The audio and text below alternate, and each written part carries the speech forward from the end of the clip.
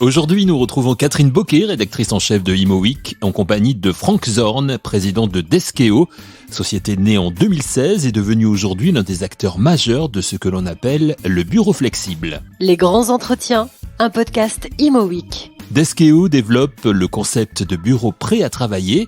De quoi s'agit-il ? Les explications de Frank Zorn au micro de Catherine Bocquet.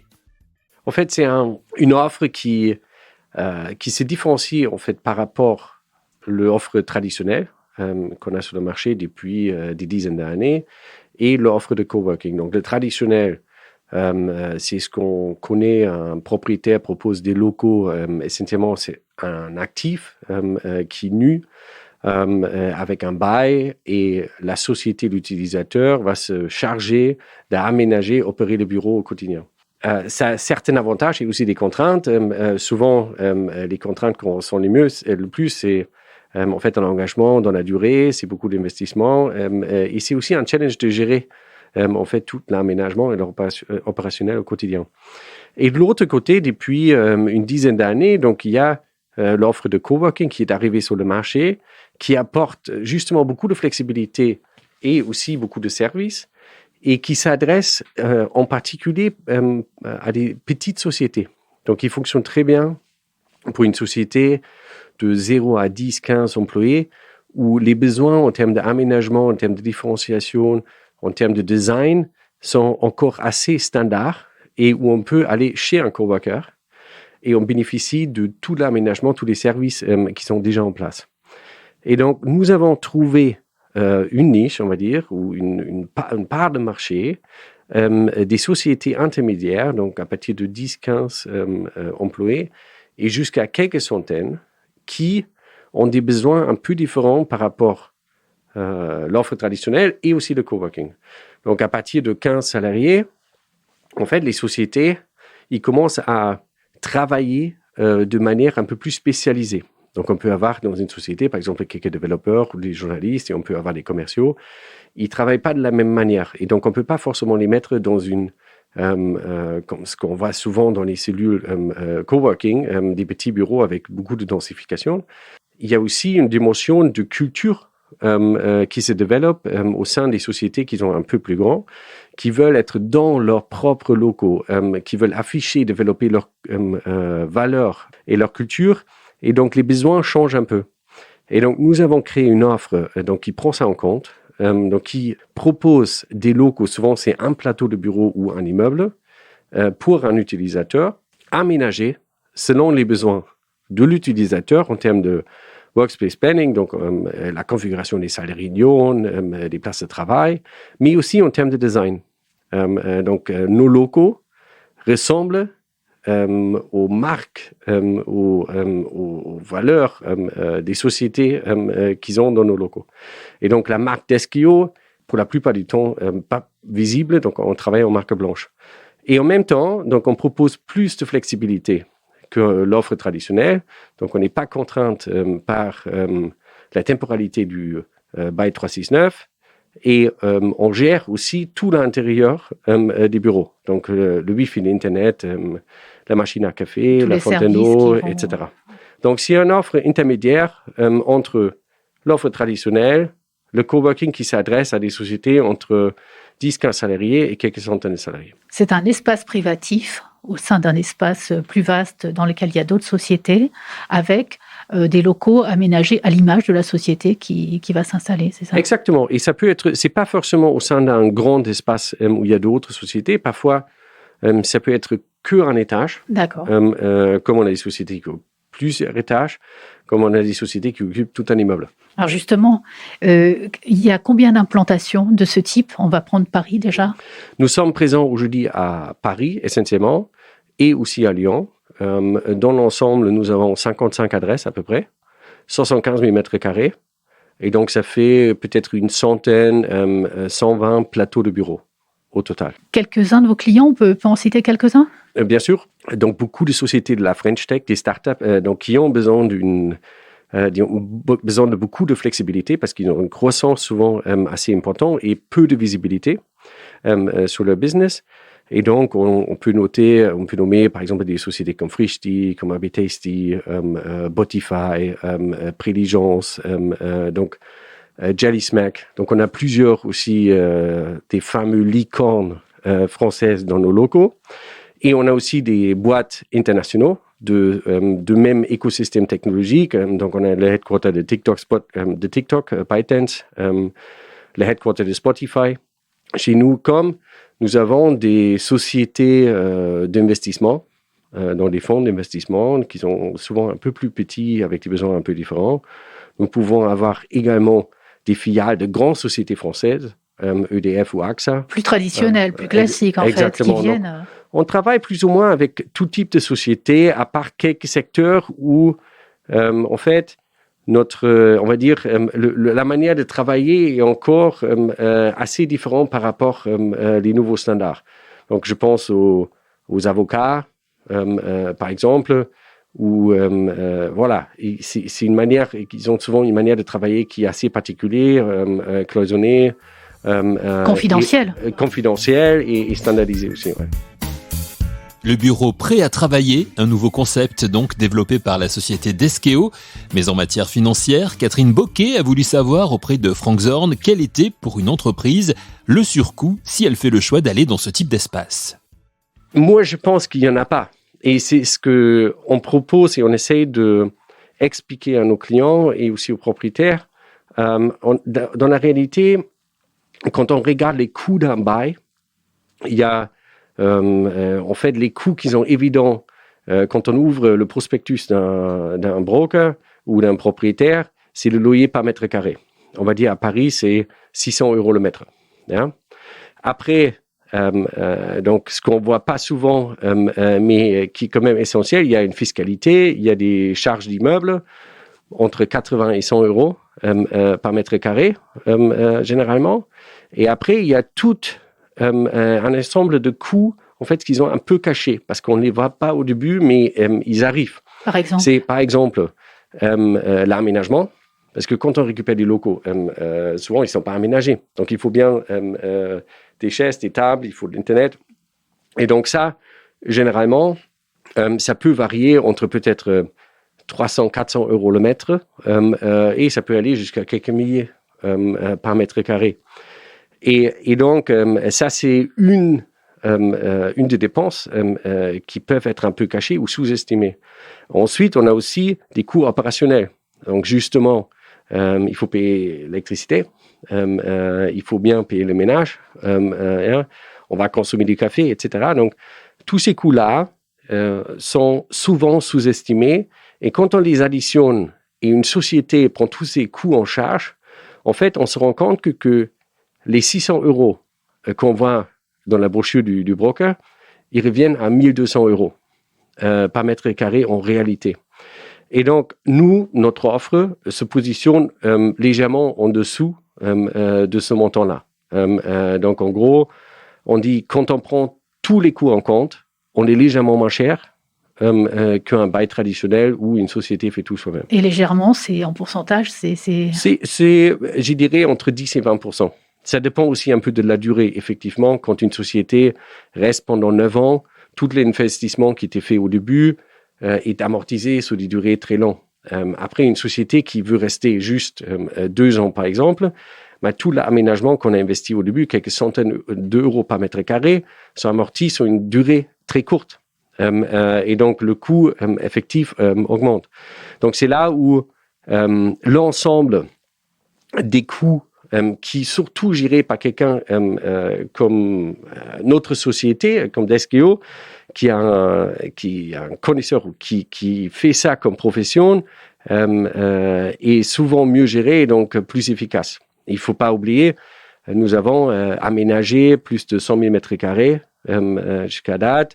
Nous opérons 75 000 mètres carrés, donc tout ce qu'on fait, c'est à une échelle où en fait, il y a très, très peu de sociétés qui opèrent ce type de parc. Ce volume-là. Exactement. Ouais. Et donc, on peut le faire, je pense, mieux et plus efficace qu'une société où souvent, par exemple, un office manager va gérer la fuite, l'approvisionnement, les contrats de ménage. Oui, il y a l'effet d'échelle. Sur un plateau de 500 mètres carrés où nous avons des spécialistes dans chacun des domaines. Et pour le propriétaire de l'immeuble, pourquoi faire appel à accepter de louer à Deskeo plutôt qu'à un espace de coworking classique? Oui. Donc, juste pour donner un peu de contexte, aujourd'hui, nous sommes souvent locataires, mais nous sommes aussi opérateurs dans le cadre d'un management contract pour les propriétaires. Pourquoi faire appel à Deskeo? C'est assez simple. Quand on regarde dans le marché, et c'était aussi l'idée de notre aventure, on voit d'un côté, il y a des propriétaires qui utilisent, donc leur métier est sourcer de l'immobilier, de le valoriser, de le louer. Ils utilisent souvent des fonds externes, donc de la dette, pour financer les immeubles, sur des durées très longues, 15, 20, 25 ans. Et donc, les investisseurs ou la banque qui donne la dette va demander en retour un cash flow très stable. Donc, idéalement, un bail sur une durée très longtemps, avec un locataire d'envergure, pour rembourser cette dette. Et ce côté, en fait, elle n'est pas en train d'évoluer. Ce côté reste la même. L'écosystème des banques et comment opèrent les propriétaires est inchangé. Or, de l'autre côté société, les cycles opérationnels ont beaucoup accéléré avec la digitalisation, avec la globalisation. Je peux prendre l'exemple de la société que j'ai créée avant, qui s'appelle City Groupon, qui est devenue Groupon. Nous avons développé une société qui a démarré en fin 2009 et en 2011, on est entré en bourse et on était dans 48 pays au monde avec 10 000 employés. Des croissances exponentielles. C'est clair. Exactement. Et donc, j'ai connu ce problème aussi de chercher des locaux. Et je ne pouvais pas me permettre de louer des locaux pour plus de 6 mois. Et donc, aujourd'hui, à l'époque, c'était rare. Aujourd'hui, toutes les sociétés de la technologie peuvent faire le même parcours. Et donc, ils ont besoin de plus de visibilité. Au contraire, moins de visibilité sur le long terme. Et donc, ont besoin de plus de flexibilité et plus de services. Et donc, quand on prend le marché de l'immobilier aujourd'hui, donc il y a un côté les propriétaires qui travaillent encore sur des durées de 15, 20, 25 ans. De l'autre côté, on a des sociétés qui disent, bon, même avant la pandémie, j'ai une visibilité peut-être sur 2, 3 ans, mais pas sur 9. Et avec la pandémie, en fait, ma visibilité, c'est peut-être la semaine prochaine. Donc, j'ai besoin de plus de flexibilité. Et parce que j'ai besoin de plus de flexibilité, j'ai besoin aussi de plus de services.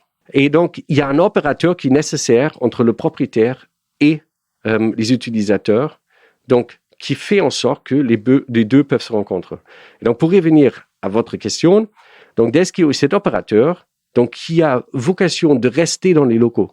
Nous, on ne change pas, mais on va créer une offre qui est pérenne pour le propriétaire et qui fonctionne comme produit pour les locataires. Et ça dans la durée. Et donc, nous, on va s'engager ou on va travailler avec le propriétaire sur des années, 3, 6, 9 ou plus. Et de l'autre côté, on va donner la possibilité aux sociétés d'avoir une offre qui est plus flexible et qui est complète en termes de services.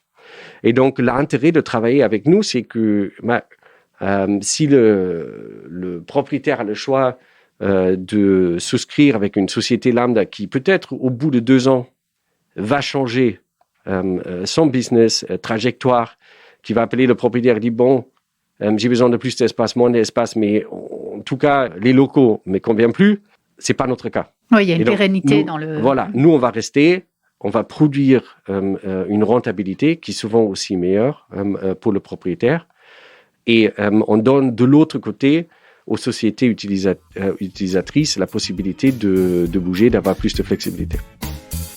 Beaucoup d'entreprises de la tech et de la fintech dans les clients de Deskeo, parmi ceux que vient de citer Frank Zorn. Il y a aussi des acteurs plus classiques.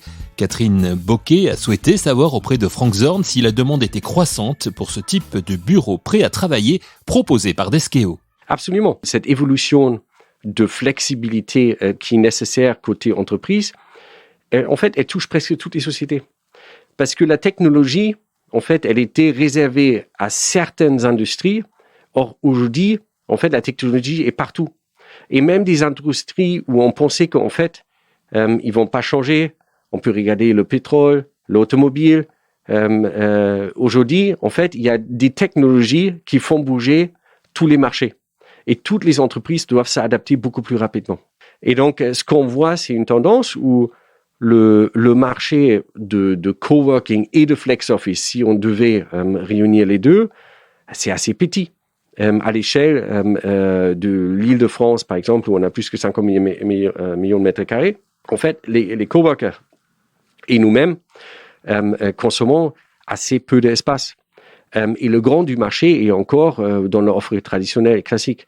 Et ce qu'on voit maintenant, c'est surtout aussi après la pandémie, ou à la fin, on va dire, de la pandémie, qu'il y a un besoin qui augmente en termes de flexibilité, en termes de services. Il y a aussi un besoin qui augmente en termes de qualité de bureau. Parce qu'il faut qu'on attire des talents pour venir au bureau. Faire revenir les talents, oui. Et tout ça, c'est ce qu'on fait déjà. La marque employeur. Parce que, voilà, on propose déjà beaucoup plus de services qu'un propriétaire qui va livrer un actif. Et nous, on crée un produit. Et vous regardez, donc si je peux me permettre, on est dans la tour Montparnasse, on a une jolie vue, mais c'est un immeuble qui est un peu à l'ancienne. On a regardé les locaux aussi, ici à un moment ou un autre, et c'est nécessaire je pense que... Elle va être rénovée. Voilà. Et aujourd'hui, ce qu'on voit à travers de la pandémie, et surtout avec l'évolution de télétravail qui va rester, c'est on peut travailler d'ailleurs. On ne peut pas tout faire en télétravail, mais il y a beaucoup de tâches qu'on peut faire en télétravail ou ailleurs du bureau. Et donc, si les entreprises ne réussissent pas à proposer des endroits qui donnent envie d'aller au bureau, d'échanger, je pense qu'au fur et à mesure, ils risquent de perdre ce capital social et le capital de culture qu'ils ont créé pendant des années et des années. Et le projet commun de l'entreprise, en fait, va perdre en vitesse et les entreprises vont perdre des talents. Donc, c'est peut-être un peu moins de mètres carrés qu'il faut aujourd'hui, mais il faut des bons mètres carrés. Et ça, c'est toute une logique dans laquelle nous inscrivons déjà. On fait beaucoup d'attention au design, on fait beaucoup d'attention au bien-être, qu'il y a des espaces de convivialité, qu'il y a du bon café, qu'il y a des aspects écologiques aussi qu'ils ont traités au sein des bureaux, moins de plastique, pas des capsules de café, etc. Tout ça, ça joue aujourd'hui dans l'aménagement et dans l'opérationnel. Et ça fait que les gens, quand ils viennent dans nos bureaux, en fait, ils sont contents. C'est ça l'objectif. C'était un des enseignements du Paris Workplace, du baromètre, je ne sais pas si vous l'avez vu, de SFL. Notamment les plus jeunes, les moins de 35 ans, le retour au bureau était conditionné par justement mieux de bureaux. C'est ce que vous décrivez là, en fait. Oui, et on a beaucoup de clients aussi dans ce secteur. Et là, nous, on a beaucoup d'entreprises de la tech où, en fait, il y a une vraie guerre de talents surtout des profils développeurs. Qui sont très rares. Et dans les jeunes générations, et surtout dans ce milieu aussi de développeurs, en fait, le choix de l'employeur ne s'est fait pas juste pour l'argent, c'est souvent aussi drivé par la mission, par l'impact qu'on puisse avoir. Et ça va au-delà de juste l'entreprise. C'est l'endroit où on voit, c'est la culture. Et donc, l'idée, c'est aussi de transmettre les valeurs et la culture au sein des locaux. Parce que en fait, aujourd'hui, le bureau, c'est le lieu central où les entreprises font venir leurs talents, où ils développent leur culture. Ce qui n'est pas la même chose quand on est en télétravail, en visio. En fait, c'est très compliqué. Ou c'est beaucoup plus difficile de... le social virtuel est compliqué, oui. Vous avez cité des implantations à Paris, à Lyon. Il y a eu une levée récemment de 400 millions de dollars. C'est quoi l'objectif de cette levée de fonds? Est-ce que c'est d'aller dans d'autres villes, en France ou en Europe? C'est quoi l'idée? En fait, il y a cette levée de notre ancien partenaire Knotel, ça date déjà un moment. Entre-temps, il y a une nouvelle sur laquelle on a communiqué aussi récemment, qui est peut-être encore moins connue. C'est qu'il y a une autre entreprise qui s'appelle Newmark, qui était investisseur chez Knotel, qui est aujourd'hui le actionnaire principal. Newmark, c'est un broker, un commercialisateur, on va dire, aux États-Unis qui cotait en bourse aux États-Unis.